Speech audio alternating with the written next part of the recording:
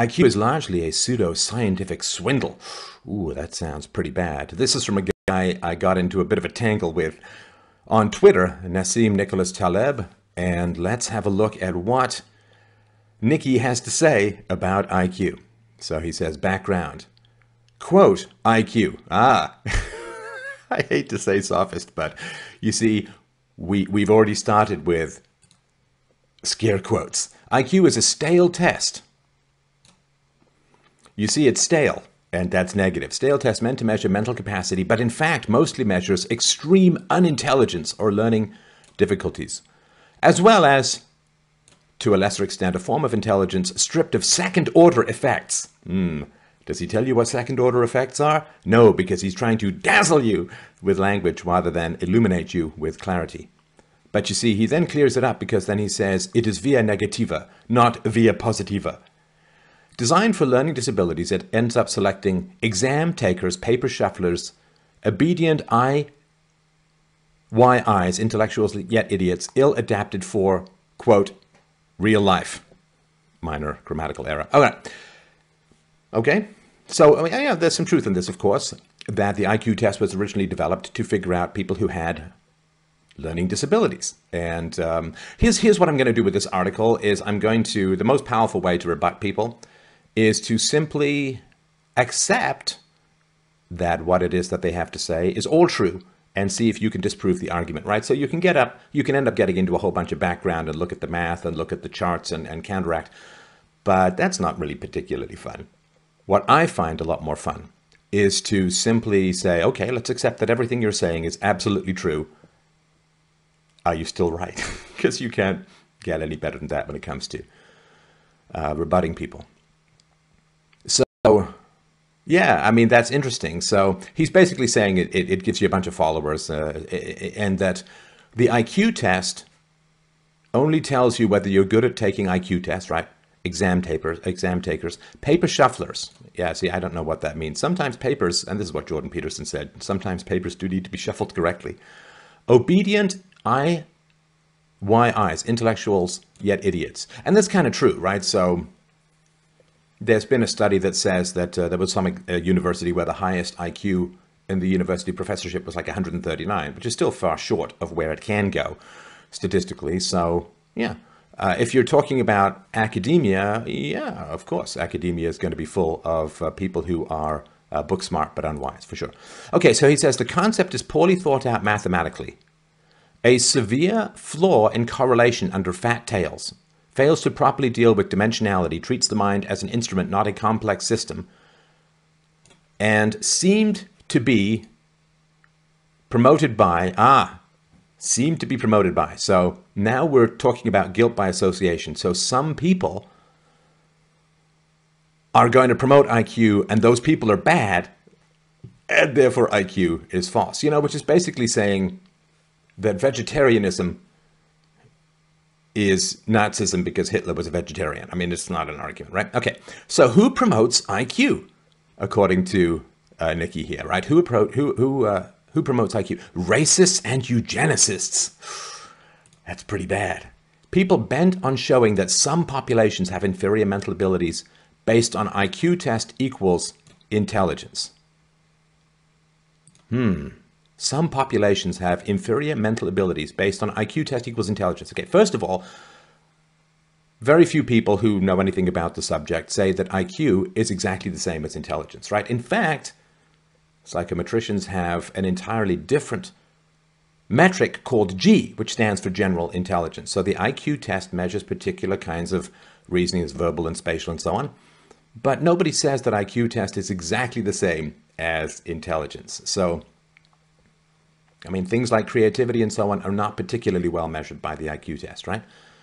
So some populations have inferior mental abilities based on IQ test equals intelligence. Well, that's a straw man at all, right? I mean, the IQ test measures IQ. Now, there is a correlation, a very strong correlation in many ways, between your IQ and life success as a whole, professional success, income, marital stability, general health, and so on. So it measures something, but nobody says that the IQ test is equal to intelligence. That's a straw man.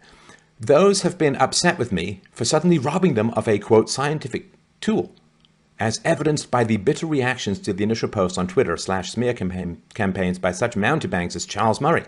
A mountebank is somebody who sells you a false cure, like a snake oil salesman, I guess you could call it, right? So what has he said here? This is important, right? It's a stale test. It's meant to measure mental capacity, measures extreme unintelligence. Now, there's something interesting that he talks about with this that I want to get into here. So it ends up selecting exam paper shufflers, obedient intellectuals, yet idiots, ill-adapted for, quote, real life. All right, well, okay, so he hasn't really, he's just made a bunch of assertions so far, and then he goes straight for the ad hominem, right, which is, it's stupid. Come on. Nassim, this is ridiculous, right? It's promoted by racists and eugenicists. Oh, actually, didn't he type that incorrectly? Eugenists. I think it's eugenicists. So, well, when you're in a hurry and you're emotionally driven, and he is very reactionary, he kind of swore at me on Twitter and blocked me and all kinds of goofy tween stuff. But, yeah, smear campaigns. Charles Murray. Charles Murray, wrong on immigration, but I don't think he's orchestrating a smear campaign. Now, here is a staggering piece of a lack of self-knowledge, right? So he puts in brackets here, something observed by the great Karl Popper.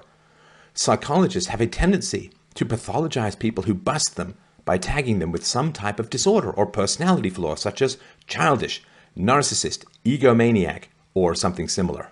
Huh. You see, so this is very interesting. Nassim says that demonizing people who disagree with you is really, really terrible. But people who disagree with me on IQ are racists and eugenists. I mean, come on, man.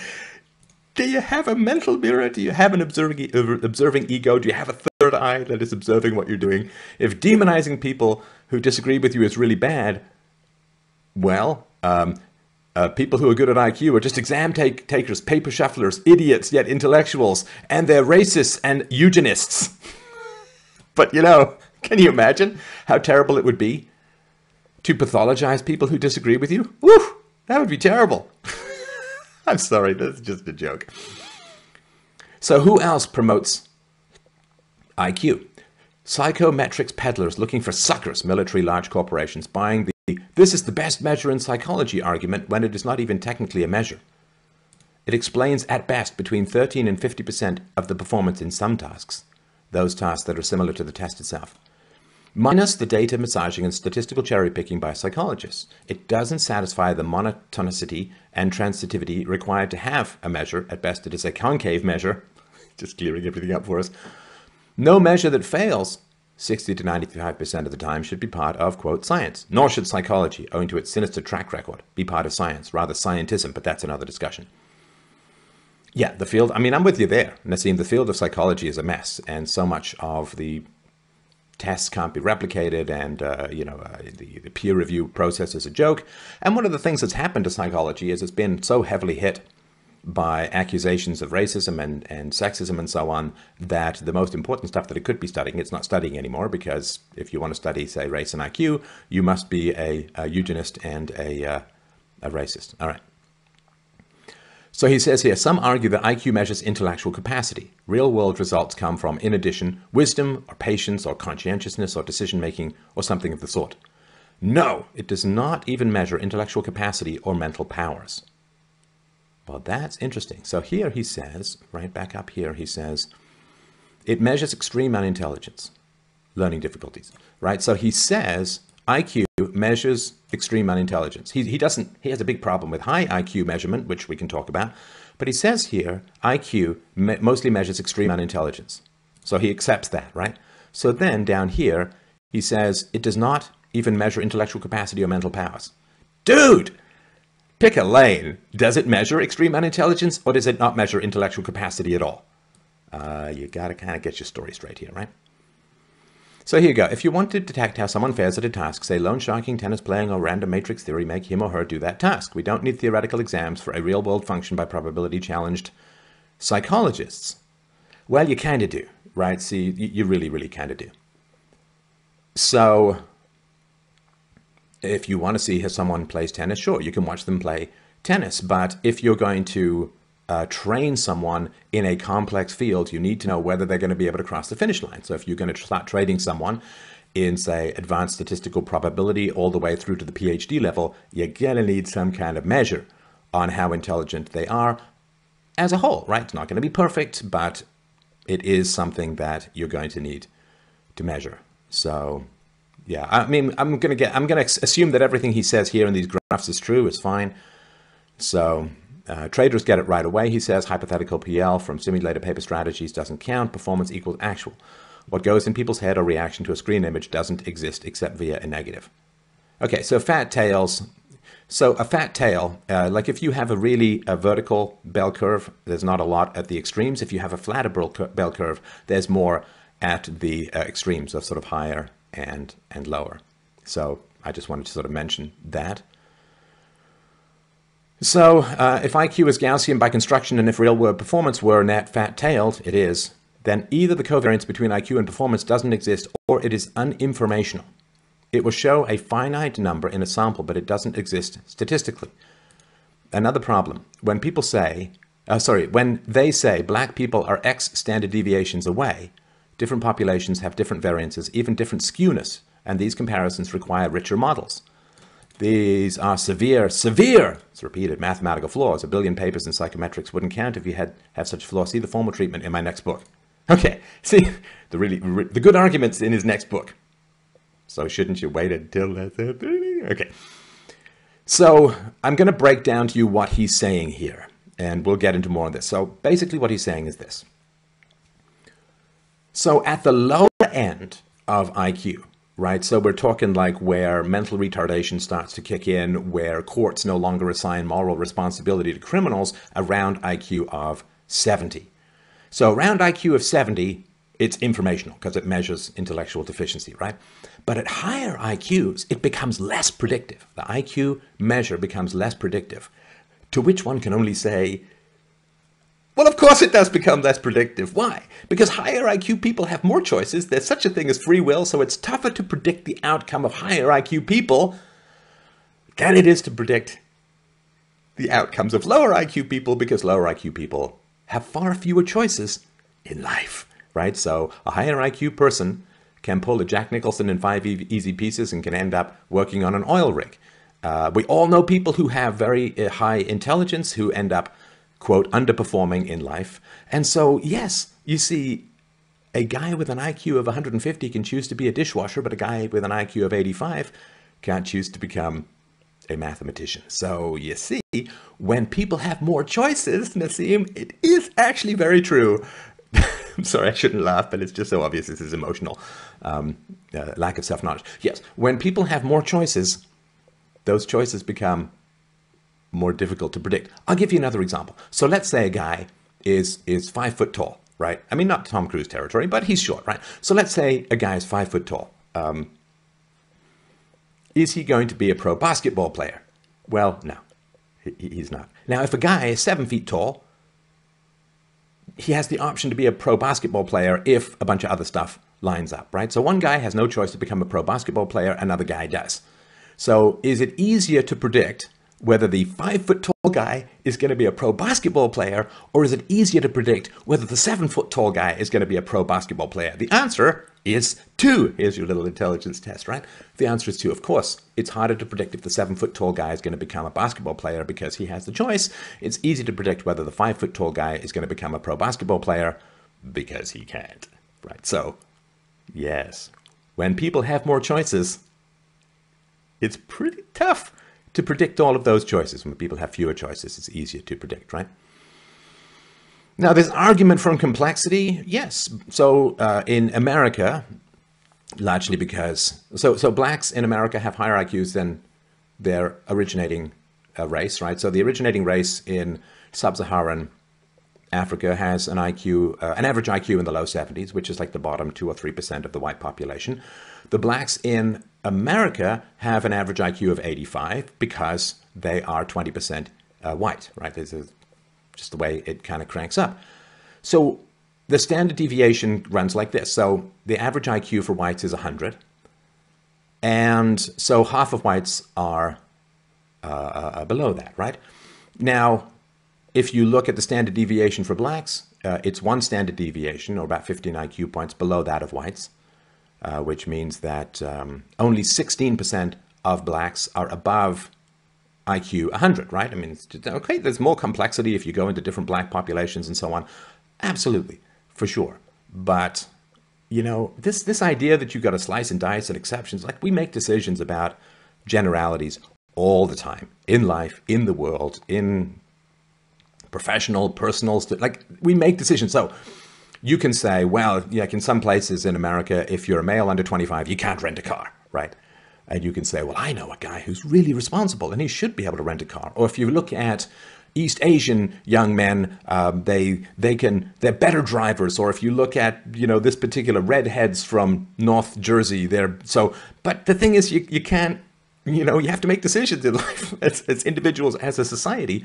And so this idea that it's more complex, you can't say that every single young man under 25 is a bad driver. It's like, well, you just have to have a general rule for two reasons. One is that investigating also the cause and effect becomes too complicated, becomes less worth it, right? Because if you spend $5 million trying to figure out which young males would be better or worse drivers, then you have to be able to rent to enough young males in the demographic that are good drivers in order to cover the $5 million cost.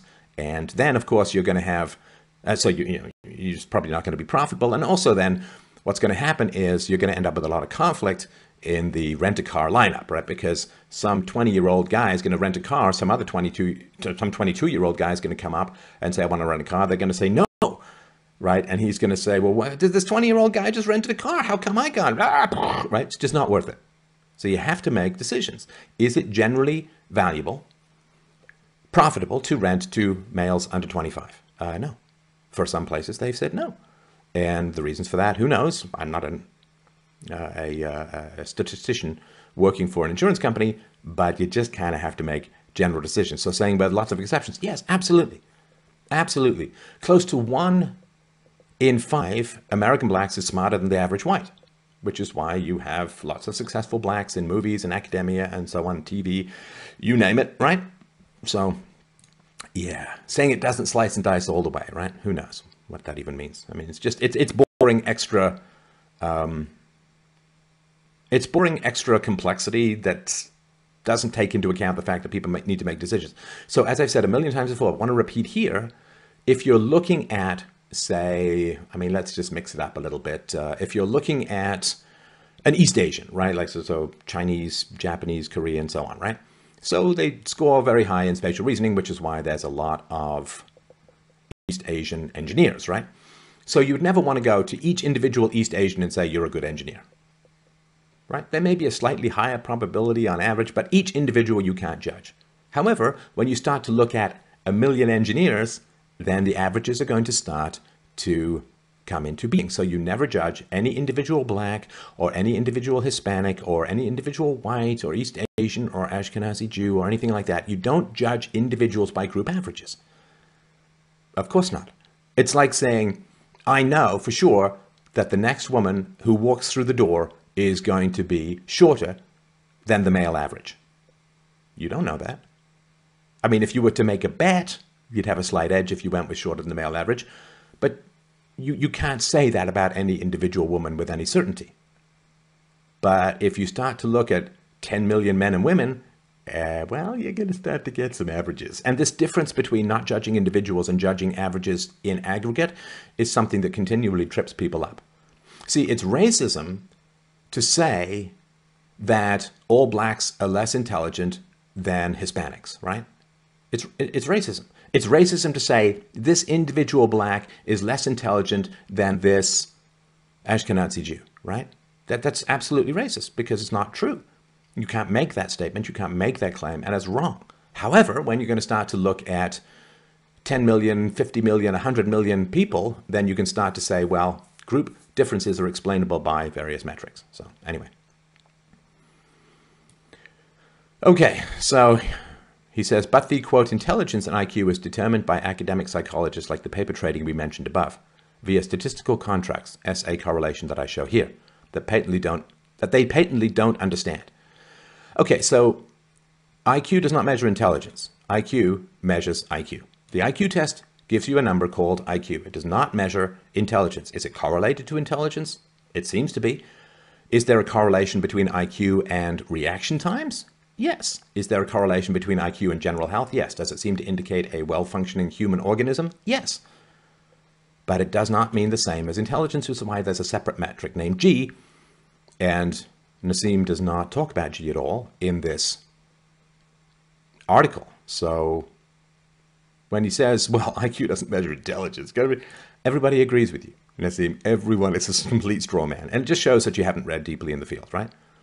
I mean, I'll link below. I've got an interview with 18 world-class experts on intelligence. They don't agree with everything that I say. Please understand this, but I have read and studied a lot and interviewed a lot of people, so I know something. Okay, it does correlate to negative performance. You see, now, right, before, he was saying, let's go back here, right? It's just important, right? It does not measure intellectual capacity or mental powers. And now he's down to, it does correlate to negative performance, right? As it was initially designed to detect learning special needs. But then any measure would work there. I don't know what that means. A measure that works in left tail, not right tail, IQ decorrelates as it goes higher, is problematic. So what he's saying is that IQ accurately predicts life outcomes, or accurately predicts, say, salary for people who are less intelligent, but it gets less predictive of people as they become more intelligent. Right, because of the little thing called free will and choice and options. And also, here's another thing too. As people get super smart, it becomes increasingly difficult to have a conversation with a person of average intelligence, right? So there is a cap on, say, for instance, university around 130 or so, maybe high 130s. After that, you don't see a lot of people in university. Why? Because they have a tough time navigating social issues with people who are many standard deviations below them in intelligence. So it becomes even more difficult at the highest levels of intelligence to predict outcomes.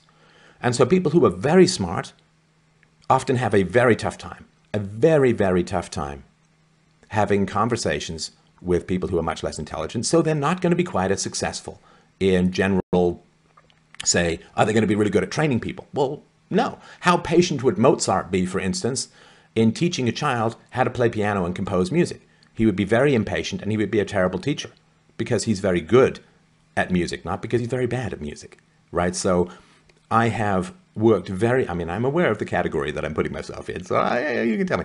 But I've worked very, very hard to make sure that I can translate abstract philosophical concepts into the language of the people, of the smart average. And I've worked very, very hard on that. I was very struck many years ago, as I've said before, when someone said, Socrates never used the word epistemology. Love it. Love it. So, but it's hard. And if you doubt this, you can just do a test, right? So you can go, if you know somebody who's got low IQ, like let's say you've got an IQ of 110, just go and try and have a conversation with someone who's got an IQ of 80.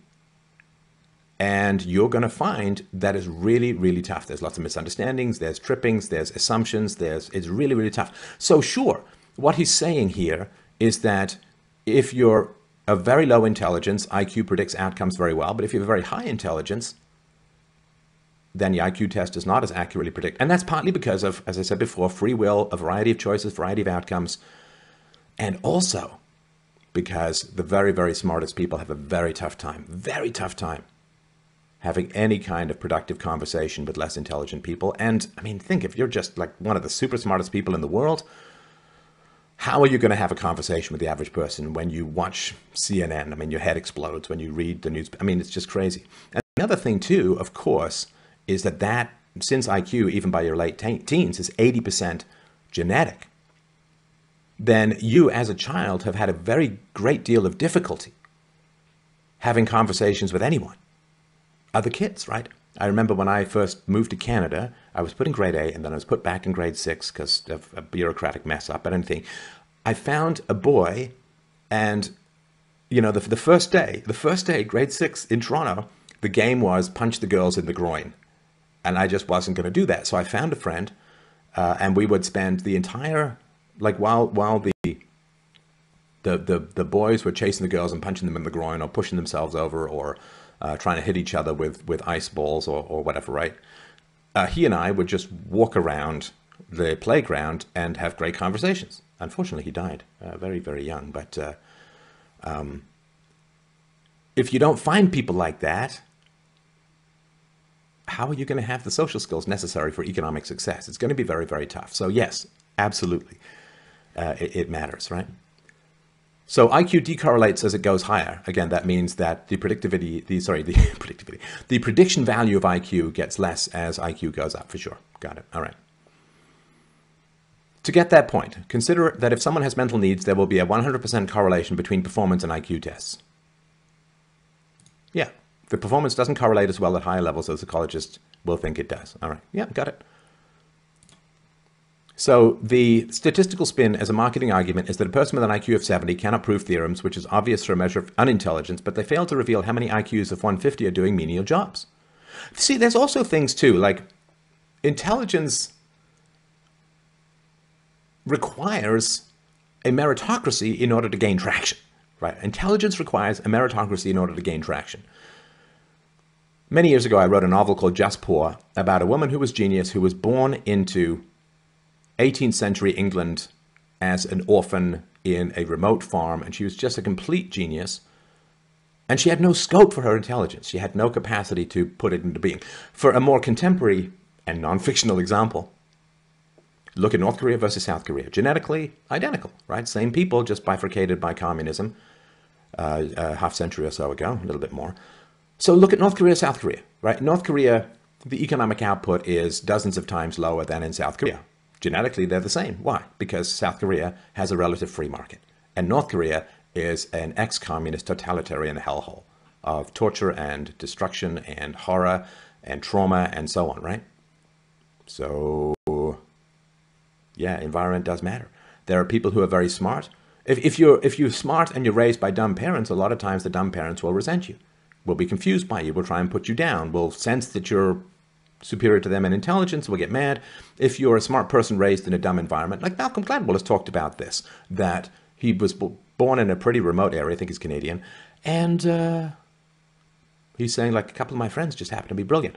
I also, again, I get the category problem, but I'm just saying my experience.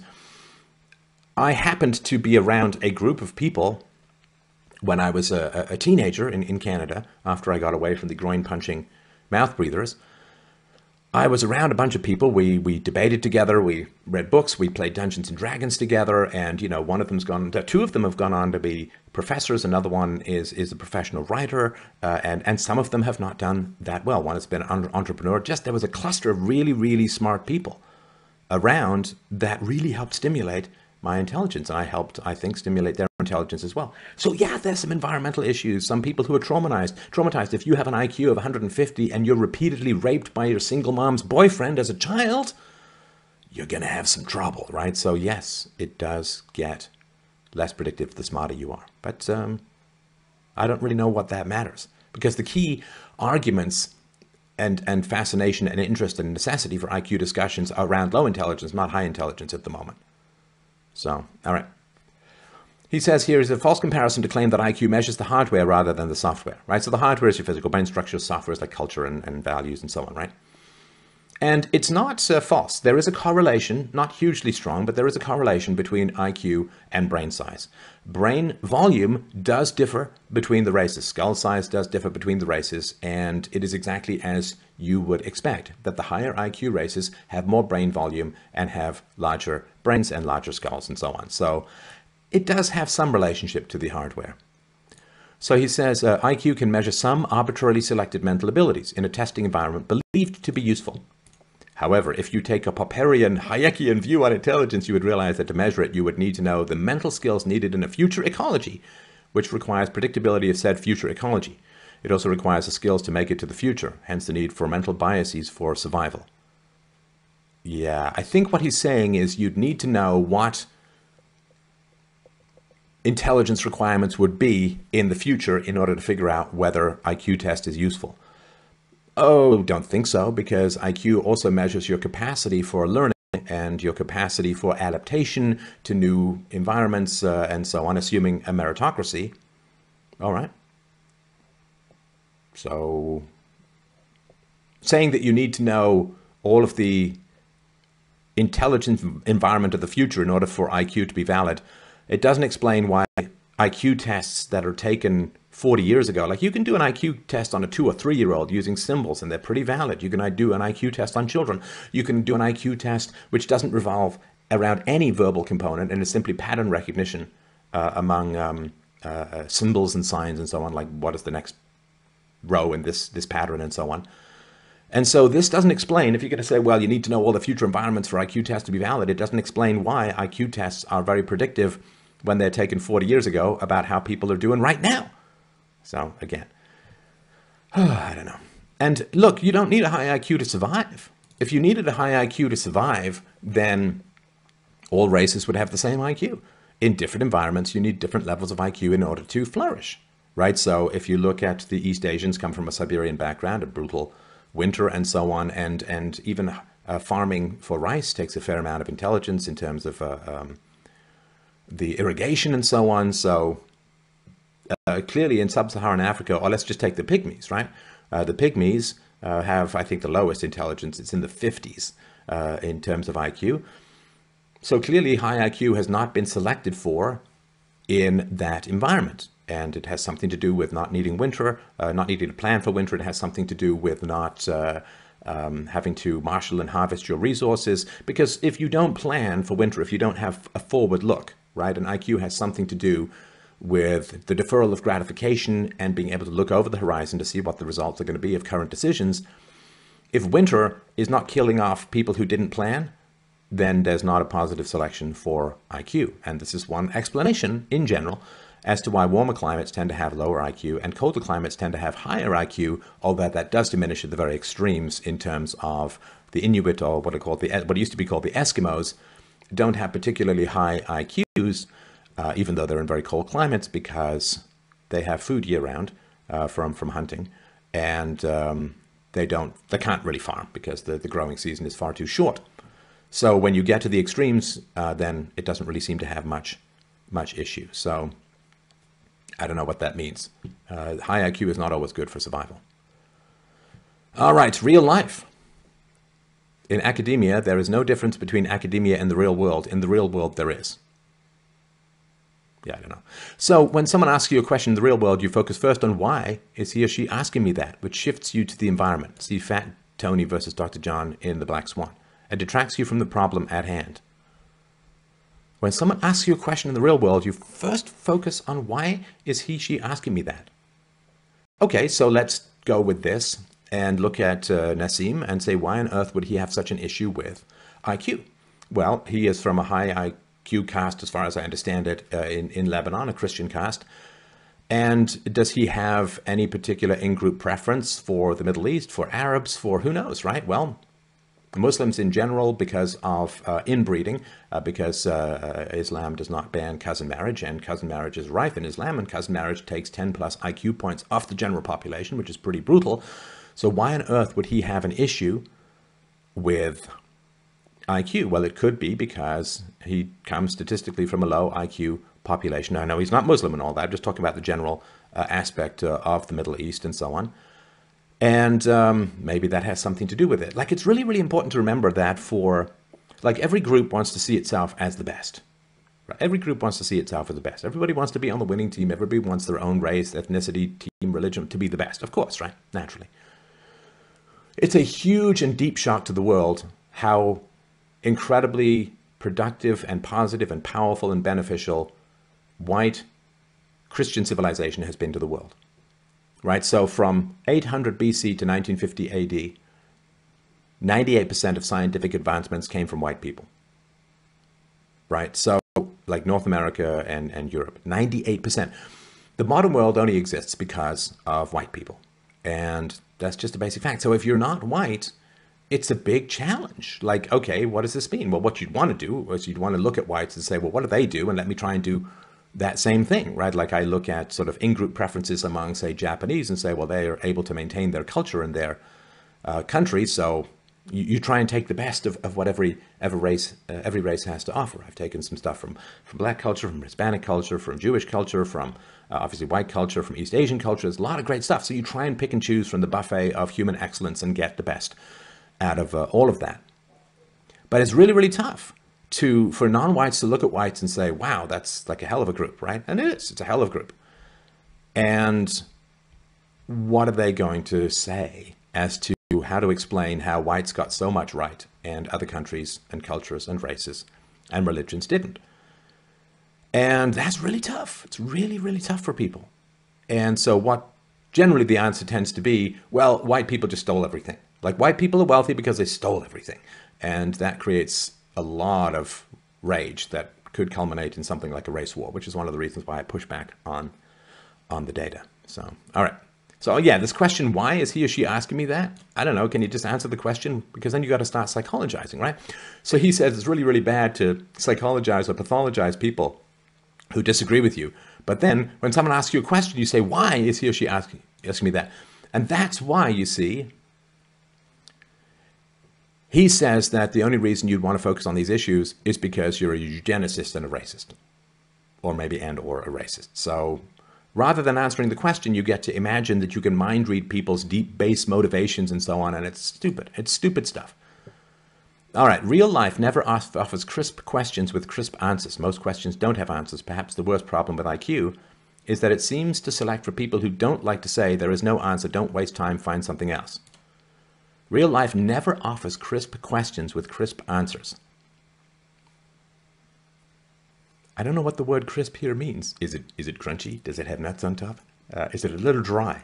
Is it tumbleweed covered? I don't know what crisp questions with crisp answers. And it's true for individuals. Again, to get right back to it, it's so dumb. Like, it's true for individuals. Yes, you can't look at an individual and judge that individual by group averages. But you know what? You really, really can, right? So why is there no Shakespeare coming out of sub-Saharan Africa? Why is there no high-functioning, economically productive, stable, and non-corrupt black country? It's not because they're lazy, and it's not because they're bad, or it's not because they lack moral qualities or moral excellence or concentration or any of these things. It's IQ on average, and in particular, because the smartest blacks have tried to get us out of black countries and get to white countries where their intelligence is going to gain traction through the meritocracy of the free market, right? So anyway, yeah. In individuals, yes, there's no crisp questions with crisp answers, but when you start to zoom out, blah, blah, blah, blah, blah, right? Okay. Like, if you start looking at prevalence of heart attacks or cancer for people who are over 80, you can't say any individual is going to get heart attack or cancer, but when you start to look at, anyway, you get it. All right. 3, it takes a certain type of person to waste intelligent concentration on classroom/academic problems. These are lifeless bureaucrats who can muster sterile motivation. And this, my friends, is what we call science. Yeah, I don't know about that, what that means. Some people can only focus on problems that are real, not fictional textbook ones. See the note below where I explain that I can only concentrate with real, not fictional problems. All right. IQ doesn't detect convexity. Oh, that sounds terrible. By an argument similar to bias variance, you need to make a lot of small inconsequential mistakes in order to avoid a large consequential one. See anti-fragile and how any measure of intelligence without convexity is sterile. I don't know what that means. So yeah, I mean, I'm not going to read his whole book and try and figure out how it relates to this. But anyway, to do well, you must survive. Survival requires some mental biases directing to some errors. I don't know what that means. No, see, to do well, you must survive. So intelligence is costly, right? So the brain is like 3% of our body mass, but it's like a third or something like that of our entire energy is devoted to keeping the brain going. Like, one of the reasons we were able to develop a brain is we stopped going on all fours, which meant our back wasn't exposed to sunlight, which meant that we didn't need as much water for cooling our bodies, which meant that we could use more water to keep the brain running, because it does need that. And so nature doesn't build more than you need, right? So nature says, I want a brain the size of a walnut. But if that doesn't work, then you want a brain the size of an orange. And if that doesn't work, you'll take a brain the size of a grapefruit and blah, blah, blah, blah, blah, right? Oh, and by the way, I just want to point this out because you see this a lot. So people say, if brain size is related to intelligence, then whales and elephants have larger brains than people, so they should be smarter. And it's like, no, because it's not just the brain. It's the complexity of the brain and so on, particular frontal cortex. It's like saying, well, you see, giraffes are taller than people, therefore giraffes must be better at basketball. It's like, no, it's not just height. It's not just size, right? So the nature doesn't want your brain to be any bigger than absolutely necessary. In other words, if having a smaller brain gets you killed, nature will reluctantly give you a bigger brain until such time as your big brain no longer gets you killed, and then nature will stop, which is why we don't see IQ 300 people, because it actually becomes negative because you can't find a woman who's going to... At the highest levels of IQ, there are almost no women whatsoever. And so there's a cap, right? Because if you're really, really super smart, you're not that successful, you can't relate to people, and you can't get along with women, you can't understand women, and therefore, you know, there's a drop-off in terms of very high IQ. So, fooled by randomness. Dun, dun, dun. Who wants to be fooled? Not I. Seeing shallow patterns in not a virtue.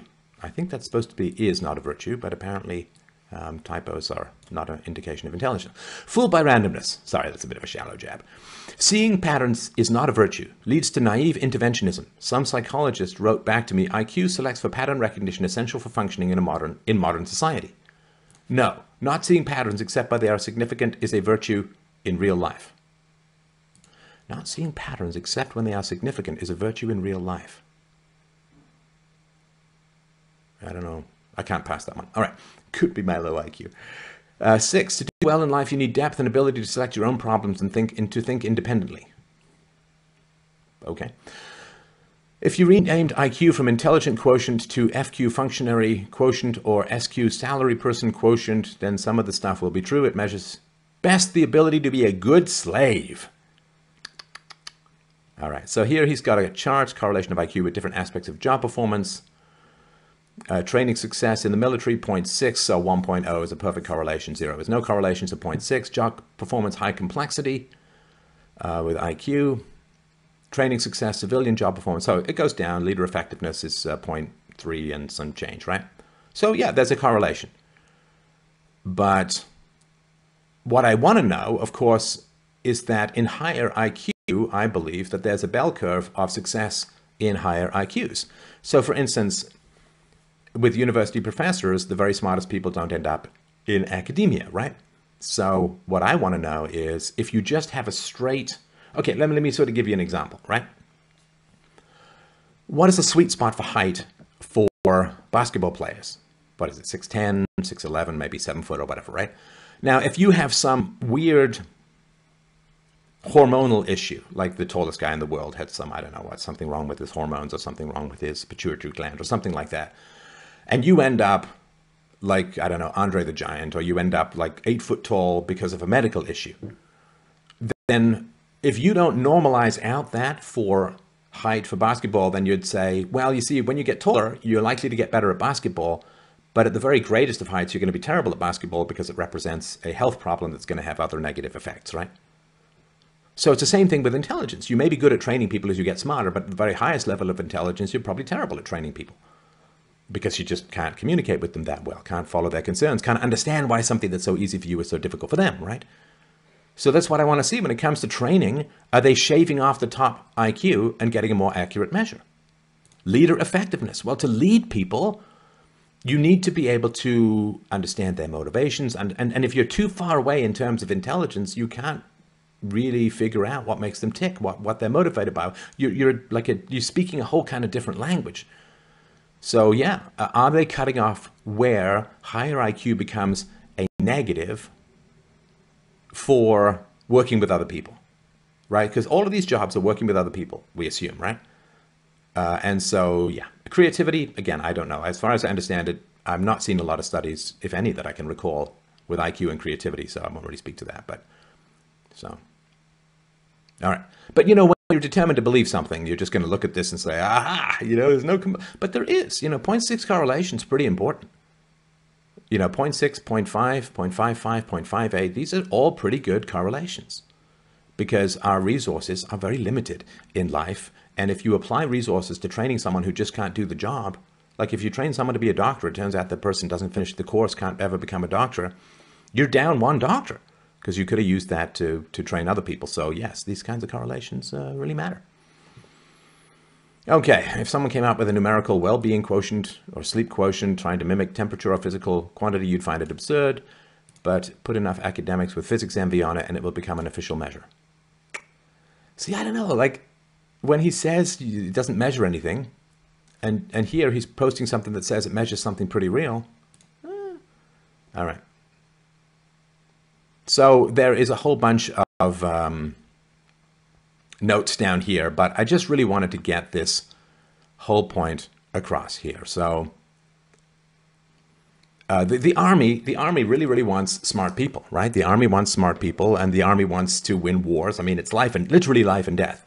And the army won't take people with an IQ of below about 83 because they can't find anything to do with them. And this was tried in the Vietnam War. They were called McNamara's morons, and they they drafted and put out into the field a whole bunch of very low IQ people who were incredibly destructive, shot the wrong people. There was one guy who thought it was hilarious to roll grenades into other people's tents, but they were not live or they were not primed. And then eventually he blew someone up because he was just giggling at this, right? So the army wants smart people, and they have the highest stakes, and they want the most effective fighting force, and they simply won't take people because they can't find anything productive for those people to do.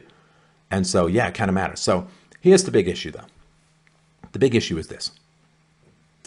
Right now, IQ is important because of low IQ. IQ discussion, the IQ discussion is important because of low IQ, not because of high IQ. That is a red herring, right? So the problem is, in the West, millions and millions of people from low IQ population groups are being imported and funded and paid for by a high IQ population. In general, white males are paying for lots of people coming in from the third world who come from low IQ groups, right? So Muslims have an average IQ in the low 80s. You've got Somalia with a very low IQ, Sub-Saharan Africa with a very low IQ. These are basic facts. So the issue, even if we accept everything that Nassim's saying is perfectly valid and true, he's saying that at the lowest levels of IQ, it's incredibly predictive, highly predictive, and very valuable. Well, that's the issue at the moment. I'm not particularly troubled about the IQ 150 people coming in to the West. I'm particularly troubled by people with an average IQ of 70 or 75 or 80 or 85 or even in the high 80s in terms of the Hispanic population coming into the West.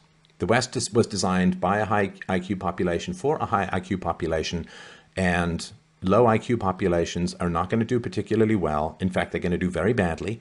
And what that means is that at a time when we're increasingly automating things in the world, you have a situation where you're importing lots of low IQ people and you're paying them to have a lot of babies. And IQ is 80% genetic by our late teens.